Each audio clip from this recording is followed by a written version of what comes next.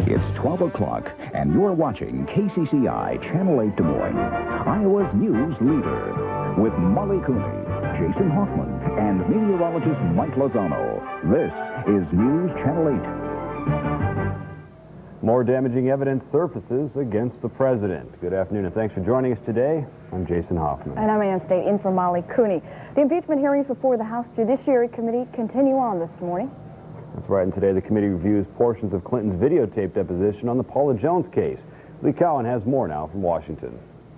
The committee will come to order. It's another day for weary soldiers to return to the verbal battlefield. Today, Democrats fired the first shot, beating the Republicans to the punch by using the videotape of the president's January deposition in the Paula Jones case, something never seen by the public. This could really lead to confusion. It brought about an unscheduled vote early this morning, sending the committee behind closed doors to debate the value of releasing even more potentially damaging material for the president. We'll pull the plugs on the lights and the cameras. This morning's move comes after Republicans handed committee Democrats a draft of 4 articles of impeachment late last night. Today's task for the Democrats is to tear each one of them apart. We should be doing better than filing charges that would be thrown out for vagueness in every courtroom in the land. It is no small feat. Republicans charge in the 4 articles that the president committed perjury before the Starr grand jury, perjury in the Paula Jones deposition, obstruction of justice, and abuse of power. The committee's actions have brought about criticism from the White House that the Republicans are being unfair in their inquiry and are only seeking to embarrass the president. Republicans counter that they're only doing their constitutional duty, and they're not the ones putting the president in an embarrassing situation. Lee Cowan, CBS News, Capitol Hill. So the House Judiciary Committee could vote on a recommendation for impeachment as soon as this weekend. Well, a neighborhood decked out for the holidays is attacked by vandals. It happened on the city's south side in the 100 block of Southeast Titus. That's where we find News Channel 8's Aaron Hurley. And Aaron, exactly how bad is it down there?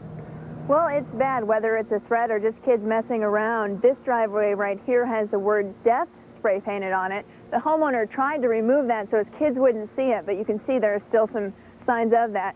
Lights were poked out until the lights wouldn't work anymore on the trees. Some of those have already been replaced by the woman who lives here.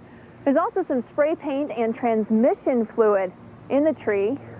Also, on the lawn furniture closer to the home, and this particular reindeer's been spray painted. And the spray painting didn't end there. When we were walking around with the homeowner this morning, we discovered it on the windows, on the side of the house, on the fence, and on other nearby property and other homes in the neighborhood. It's enough to make neighbors like Connie Dunaway want to form a neighborhood watch group. The police officers can't do anything unless we catch them. We can't catch them unless we put some effort forth. Some effort forth. A lot of neighbors meeting for the first time today, and there are officers on the scene now, and they are trying to find out who did this. The spray paint that you've seen throughout the neighborhood actually came from this old car. It's in the back of the car along with the transmission fluid, and they believe that is where the vandals got their materials. Jason and Ann? All right, Aaron, does anyone have any idea at all who might have done this? Some neighbors think it may have been some kids right from in the neighborhood, as young as 8 or 9.